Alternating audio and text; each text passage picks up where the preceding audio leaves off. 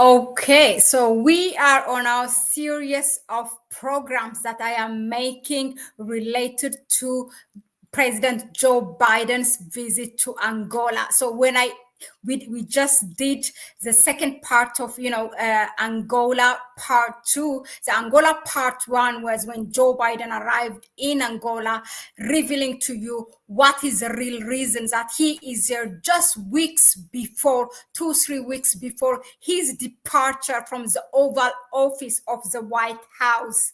And then on part 2, earlier, maybe 2 hours before, I revealed to you with regards to the meeting he had summoning the African heads of states, those which are parts of the Lobito Corridor project, the DRC, Zambia's and Angola's president, and then a representative of Tanzania's president, and Joe Biden just doing what he is best at doing, which is sleeping in the meeting. And what that means, besides embarrassing himself, but the embarrassment these heads of states bringing on themselves and the African people. Now, enough with part 1 and part 2. Here I am going to reveal to you, actually, if anything, the visit of President Joe Biden, what it has done, his visit to Angola. It has opened, as they say, as the expression goes, a can of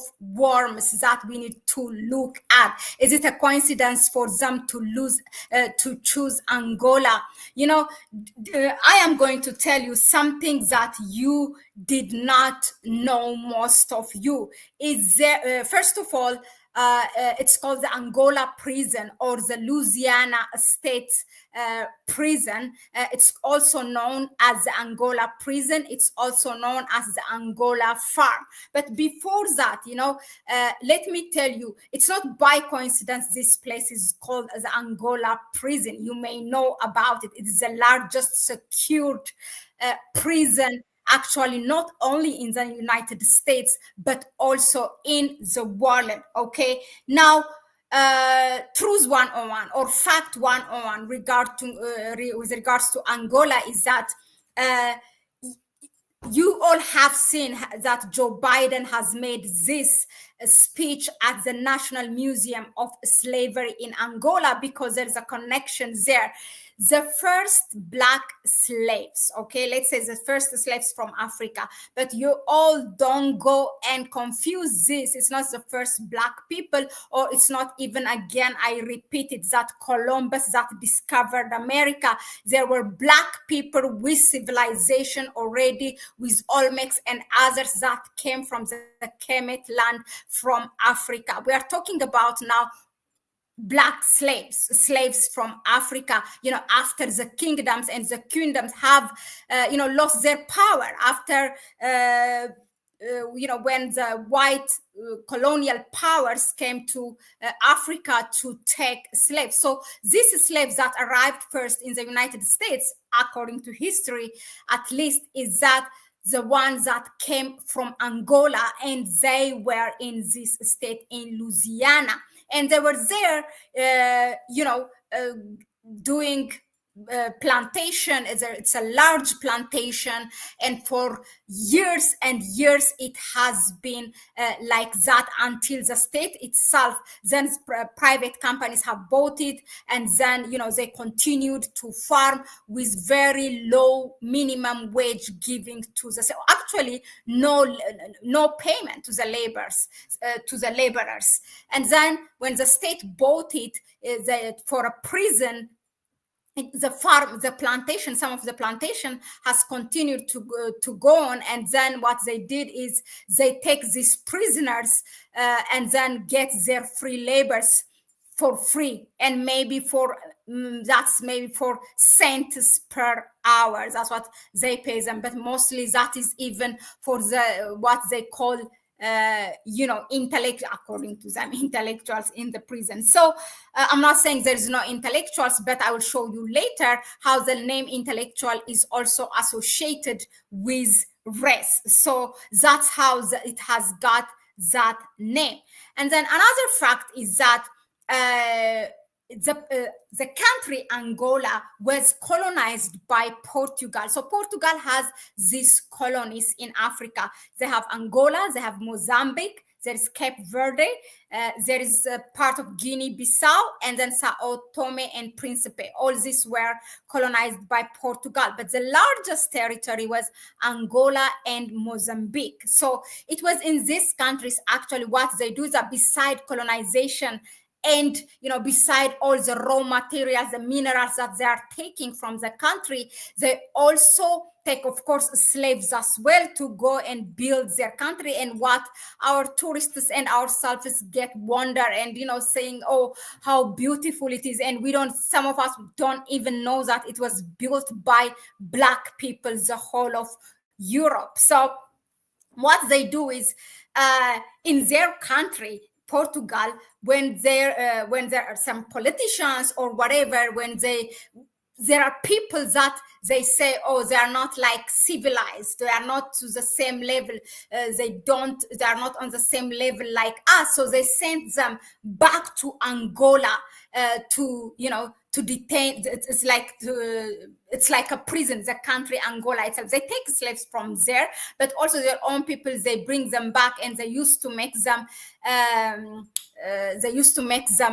a prisoner there. Now that's one. Secondly, also these slaves were taken to the United States, and in the United States it was called the Angola plantation. After that, when it was changed to also prison, then it is still called the Angola prison and the Angola farm, which is still going on. I would like to show you some of the clips with regards to Angola farm or prison.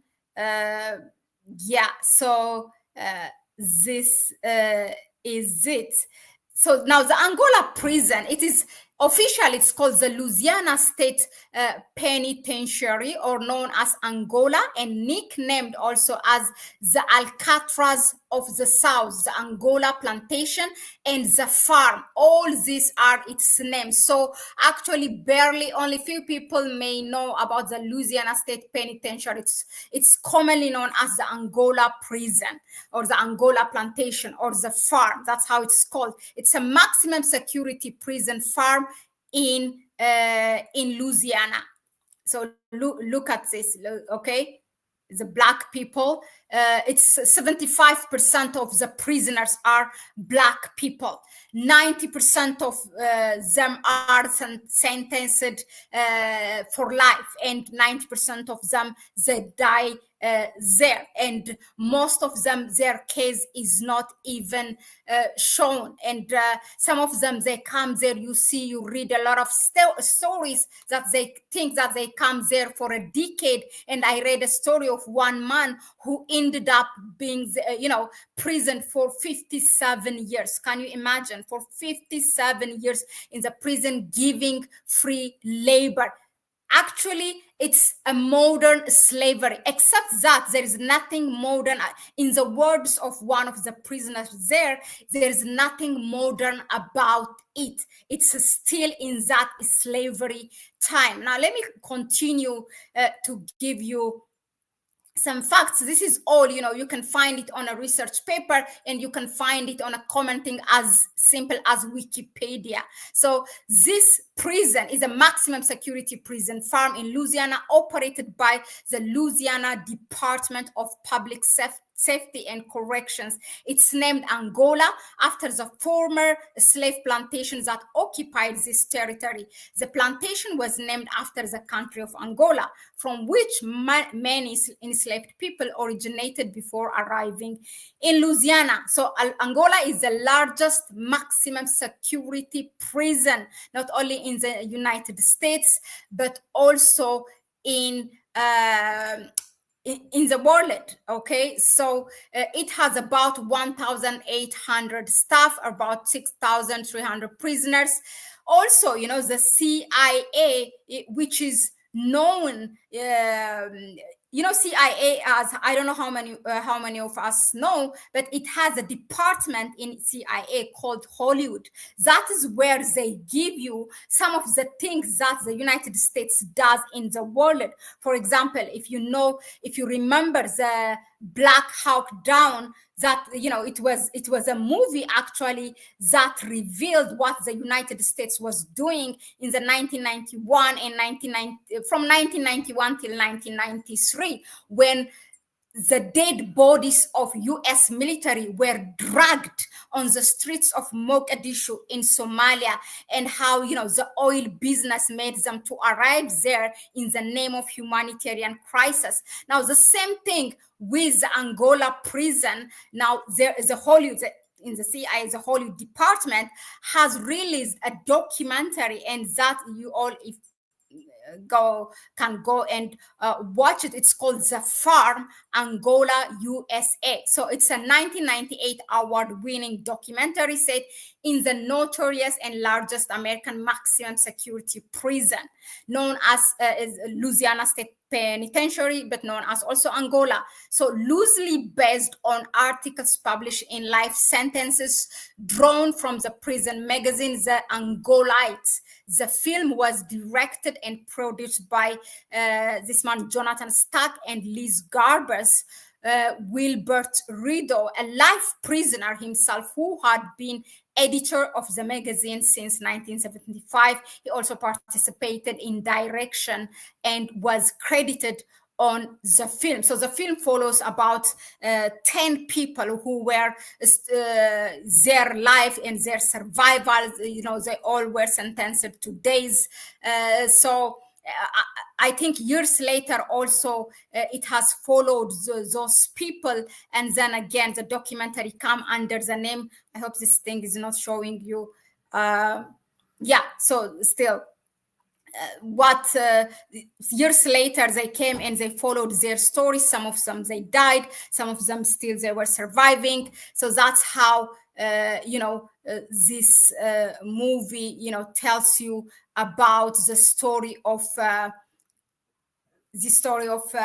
Angola prison, or known as also the Angola Farm, the prison in Louisiana state. So as I said, in terms of statistics, 75% of these people, these prisoners, are Black people, which is really, it's a disproportionately affects the Black people more than actually 50%. I don't know, according to my reading, I came across that most of the Black male are in prison. And it's, again, the continued United States injustice system against the Black people. Regardless of their numbers in the US, the Blacks continue to be disrespected. And the thing is that nobody talks about this. We haven't heard Joe Biden in his speech talking about this, or even trying to make a campaign or an appeal that he will close this prison, or at least will try to look at. Most of them are, which we said, three-fourths of the prisoner are male. That tells you, that tells you by itself so much about that prison. And most of them, 90% of them, are sentenced to death. They don't even make it out from the prison. And there is a cemetery also in the entrance of the prison, and they enter there and they will be buried there after serving for years and years for free labor. It's a slavery still going on in the United States. That, I mean, a lot of Black diasporas are busy getting at each other when there is a lot to do if they come together and become a voice for the voiceless. There is a lot to incorrect. I mean, they just need to get their act together and do things. They cannot even be criticizing this African leaders is that, these Africans are this and that. I mean, stop. Try to fix what you have there, because there is a lot to be done. Otherwise, for generations, the Black people in the United States will be affected because of this. So you can dig. There's a lot of researchers, I mean, vocal, both black female, black males who wrote their dissertation paper on this, their master's research on this, an article also published online. It's all just there. You just have to dig it and find it. And when you find it, read it and share it to your family. Otherwise, if you are just keeping knowledge to yourself, just like, for example, you're watching this video and you are not sharing to anyone, then you're not doing any good. That's why we come here and we talk about it's information and knowledge is there to empower each other, and that needs to be shared with everyone. So that is as much as the Angola prison in the United States that they don't show you, that they never tell you unless you do your own research. So this is slavery going on in the United States for years, okay, for many years. It's actually, it was established in the 18, let me find that the research paper that I read, but I know that it was established in the in 1880, and then it started to be in 1880. That's how that's when the Louisiana state bought it and made it a prison. But before that, for hundreds of years, it has been a prisoner. It has, it has been a plantation that was with people's labor, with the slaves. Okay, it's crazy. Yeah, I don't know how you all feel about it, but it's crazy. In a simple language, I would like to borrow one sister who wrote about it. Let me see if I can find it. Next time I will bring you a presentation, about the life stories from a research paper. Not me, but another person who is a lady who made her dissertation paper on this. And she calls them the only Panthers left, or the Angola 3. So about their lives. And there are others also, they took 10 of them and they followed their life stories. But this Angola prison, if it is really so difficult for you to grasp, for you to fathom about it, let me just tell you this. Hold on a second, okay? Imagine this. This is how one sister writes. Imagine today if the largest maximum security prison in Germany was built on top of former German Nazi concentration camp. In this prison, 80% of the population were Jewish men, where most were serving life sentences. I continue with that imagination. Just listen. A sentence that would mean that they would die on the same site as the former camp. This is what poet, author, and educator Clint Smith asks us to envision in his latest book, How the Word is Past, an incredible feat of truth telling. Now, of course, this scenario would be unfathomable, and Smith, as Smith describes it, in quotation, a global emblem of anti-Semitism and anti-Semitism. Yet, this is exactly what has occurred on American, or rather indigenous, Choctaw soil. The only difference is that instead of Jews imprisoned in a former Nazi concentration camp, it is Black men imprisoned on a former Louisiana's slave plantation. The current prison labor, it's not only prison, okay? The current prison labor system, no better, just an update, with Black men working across 18,000 acres of land for virtually no pay. 2 cents an hour. Let that sink in. 2 cents an hour. And this is according to the state's 2015 pay regulations. And this is still in the 21st century, the United States that so preach about democracy and being a modern world, a civilized world, is doing against the Black people.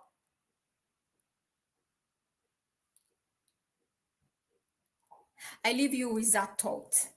And please share your view in the comment section.